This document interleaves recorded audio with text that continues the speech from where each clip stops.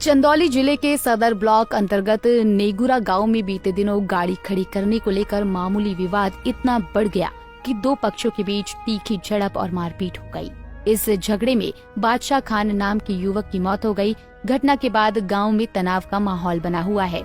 वहीं दूसरी तरफ कानून व्यवस्था पर सवाल खड़े हो रहे हैं। इसी कड़ी में आज इस गंभीर घटना के मद्देनजर समाजवादी पार्टी का एक प्रतिनिधिमंडल पीड़ित परिवार से मिलने पहुंचा। प्रतिनिधिमंडल में सपा सांसद वीरेंद्र सिंह, सकलडीहा विधायक प्रभु नारायण यादव और सपा के प्रदेश प्रवक्ता मनोज सिंह काका शामिल थे। इतना ही नहीं, सपा सांसद वीरेंद्र सिंह ने पीड़ित परिवार को सांत्वना देते हुए 1 लाख रुपए का आर्थिक सहायता चेक सौंपा और दोषियों की शीघ्र गिरफ्तारी का आश्वासन दिया। सपा नेताओं ने पीड़ित परिवार से मिलकर घटना की पूरी जानकारी ली और परिवार के दुख में साथ खड़े होने का आश्वासन दिया। इस दौरान उन्होंने प्रदेश की योगी सरकार पर जमकर निशाना साधा। सपा नेताओं ने आरोप लगाया कि हमलावरों को सत्ताधारी भाजपा का संरक्षण प्राप्त है, जिस कारण उन्हें कानून का कोई डर नहीं है। सपा सांसद वीरेंद्र सिंह ने कहा कि पीड़ित परिवार अत्यंत पीड़ा में है। गांव का वातावरण भयग्रस्त है, जिसे समाप्त कर सामाजिक समरसता बहाल की जानी चाहिए। देखिए, परिवार बहुत पीड़ा में है और इस गांव में जिस तरीके का वातावरण है उससे पूरा दहशत में लोग हैं। यहाँ पे जिस तरीके से भाईचारा आपस की समरसता को बिगाड़ने का प्रयास किया गया है, ये पुलिस की जिम्मेदारी बनती है कि उस समरसता को कायम रखे, विश्वास को कायम रखे और वातावरण को ऐसा बनाए कि लोगों के अंदर जो भय है वो भय निकल जाए। ये मैं देख रहा हूं कि पूरे देश में ही नहीं, पूरे प्रदेश में प्रदेश की सरकार के इशारे पर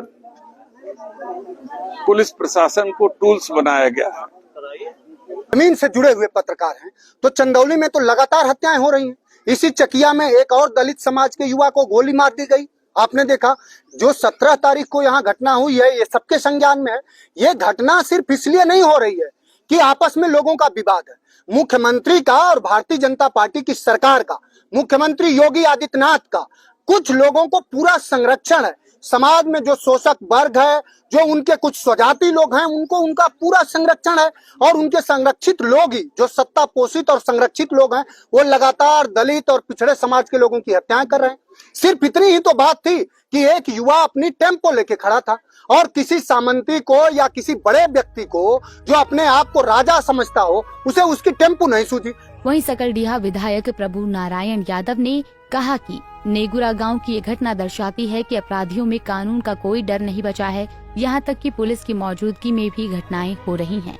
अपराधी बेखौफ होकर हत्याएं कर रहे हैं। देखिए, आज एक गांव में, नेगुरा गांव में एक बड़ी घटना घटी। एक अल्पसंख्यक परिवार जो बुनकर थे, अपना जीवन यापन करते थे, आज उनको बिला वजह उनके कुछ अपराधियों ने मिलकर हत्या करने का काम किया है। पूरे प्रदेश में कानून व्यवस्था नाम की कोई चीज नहीं रहती, तो कोई चीज नहीं रहती। कस्टोडियल मौतें हो रही हैं।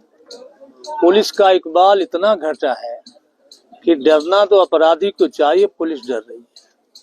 अभी आपने देखा इसी जनपद में मुगलसराय में जो सिपाही थे, उनकी हत्या अपराधियों ने कर दी। अभी बगल का जनपद कली की घटना है, हमारे क्षेत्र का नौजवान था, यही का सिपाही पोस्ट था जौनपुर में, जिसकी अपराधियों ने रौंद के मौत कर दी। बता दें कि प्रतिनिधिमंडल ने सरकार से पीड़ित परिवार को उचित मुआवजा, सुरक्षा और दोषियों के खिलाफ तत्काल कानूनी कार्रवाई की मांग की।